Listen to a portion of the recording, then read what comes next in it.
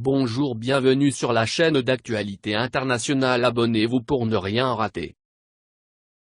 Professeur Didier Raoult, comme toutes les semaines, la première question sera où en est-on de l'épidémie? Nous, ici à Marseille, on voit qu'elle est en train de disparaître avec un seul cas hier détecté, malgré le fait qu'on ait testé plus de 1200 cas. Donc on voit bien que les choses sont en train de s'arrêter.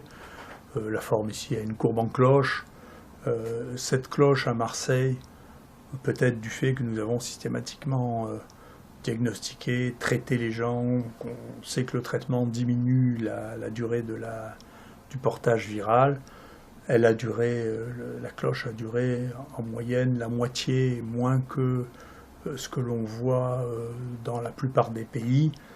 Et la France et l'Italie ont une durée moyenne qui est plutôt plus longue que celle de la moitié des pays. Enfin, elles ont la même tendance et on voit que un peu partout les choses sont en train de s'arrêter, qu'il s'agisse des cas détectés, à condition de les avoir. Nous, on a tous les cas détectés, mais les cas hospitalisés en réanimation. Les morts, ça sera un peu plus long parce que malheureusement, il restera quelques morts qui sont actuellement en réanimation, qui vont apparaître.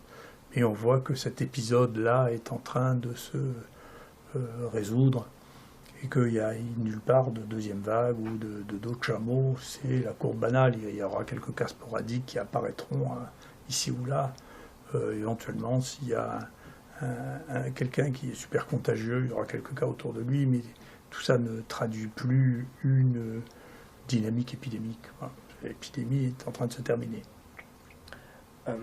Concernant les choix thérapeutiques qui peuvent être faits, qu'est-ce qui peut aujourd'hui les éclairer et quels essais et conduits pourraient aujourd'hui éclairer encore davantage les actions à mener? Déjà, ce qu'on voit, c'est que dans une épidémie comme celle-là, il y a des choses qu'il ne faut pas oublier. En particulier, c'est une épidémie avec un virus qu'on ne connaît pas, donc qu'on ne connaissait pas. Donc la plupart des spéculations qu'on avait faites sur ce virus étaient fausses.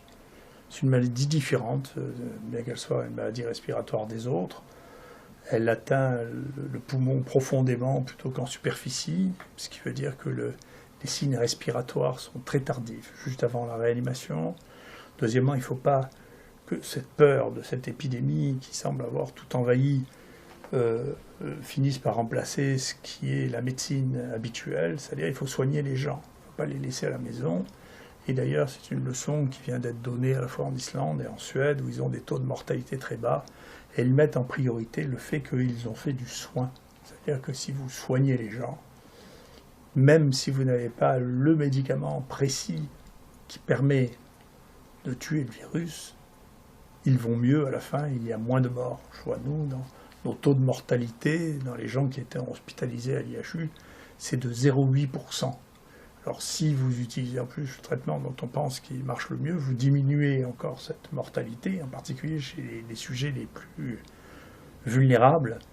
Mais déjà, le fait de s'occuper des gens, de les traiter, de leur donner de l'oxygène quand ils ont besoin, de les surveiller, là en l'occurrence il fallait donner des anticoagulants parce que cette maladie donne des troubles de la coagulation, d'observer au fur et à mesure, de soigner les gens. On ne peut pas, dans une épidémie, dire on ne soigne pas les gens. Voilà. Donc ça, je pense qu'il s'est mis en place là, quelque chose qui est très étonnant, c'est on ne soigne pas les gens, ensuite on interdit aux gens de prescrire des médicaments qui pourraient marcher, interdit aux médecins de le faire, ce qui n'empêche pas les gens qui étaient les plus riches et les plus fortunés de trouver comment se soigner quand même. Donc c'est les plus pauvres, ceux qui n'avaient pas de réseau, qui n'ont pas réussi à avoir les médicaments. Et donc, ces épidémies ne doivent pas faire perdre les nerfs au point qu'on en oublie la médecine elle-même. La médecine, c'est s'occuper des malades, les soigner, les hospitaliser quand ils ne vont pas bien, leur corriger l'oxygène, et au fur et à mesure de la connaissance, d'améliorer la qualité des soins. Pour les stratégies thérapeutiques, tout ça a été rendu confus aussi parce qu'un grand projet d'évaluation scientifique, qui est d'ailleurs peut-être la raison pour laquelle on n'a pas voulu soigner les gens en attendant qu'il y ait un essai thérapeutique qui arrive dont on connaîtra les résultats quand il n'y aura plus personne qui sera malade, avec des molécules dont une avait très peu de chances de marcher, qui était le ritonavir, et d'ailleurs très rapidement on a vu qu'elle ne marchait pas, et l'autre n'aurait probablement jamais pu être utilisée parce qu'elle n'est pas sur le marché, Elle ne pouvait probablement pas être produite en France, la Remdesivir, par Gilead, et de toute manière, elle a une toxicité telle que dans 10% des cas, on est obligé de l'arrêter. Il n'y a toujours aucune évidence publiée que la Remdesivir ait sauvé une seule vie.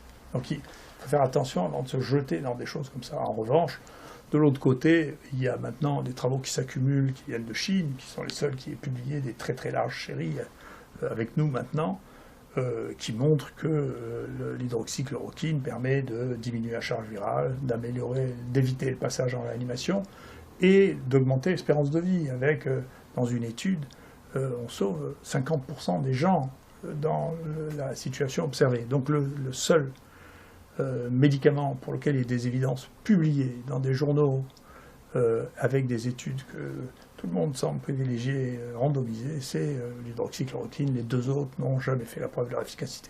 Jamais. Donc, pour remettre un peu les choses, je sais bien que c'est les journalistes maintenant qui font les analyses scientifiques, mais c'est pas comme ça. Voilà. Ce que cela a montré aussi, cette crise, c'est que l'organisation des soins, et peut-être que c'est une des raisons pour lesquelles il y a ces décisions qui ont été prises, on a été incapable dans ce pays de développer les stratégies de tests systématiques qui ont été mises dans la plupart des pays en place. Donc pourtant c'est banal, il y a plein de gens volontaires pour les faire. Il y a eu une tentative de monopoliser la capacité à diagnostiquer les gens qui est très profondément anti-médicale, encore une fois. Donc il y a une vraie réflexion là, à avoir à laquelle il faudra réfléchir à l'avenir, parce que on ne peut pas dire on ne soigne pas les gens, on ne peut pas interdire aux médecins de soigner, on ne peut pas empêcher les gens de faire du diagnostic quand ils ont les moyens de faire. Il y aura vraiment un travail à faire là-dessus. Voilà.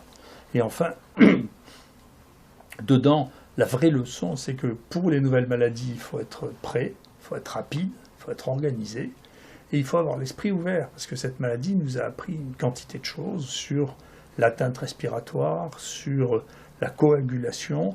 Maintenant, ce qu'on est en train de voir, est-ce qu'il va falloir organiser l'existence de séquelles, en particulier de fibrose, qui sont à un nombre qui n'est pas du tout négligeable. Nous, maintenant, ce que nous allons faire maintenant, ce que nous sommes en train de faire maintenant, c'est faire un plan pour détecter le plus tôt possible les gens qui vont faire des fibroses, parce qu'à des stades précoces, il y a des thérapeutiques qui sont susceptibles d'être mises en place, et que, compte tenu de la population considérable de gens qui ont été infectés et non diagnostiqués, je ne sais pas comment on pourra avoir accès à ces gens qui n'ont pas été diagnostiqués et qui ont fait cette maladie et qui vont peut-être évoluer vers la fibrose. Donc c'est un autre point sur lequel il faudra certainement qu'il y ait une réflexion faite pour savoir quelle est la meilleure stratégie. Donc j'espère qu'elle sera plus proche en tout cas de ce que je crois être la bonne manière.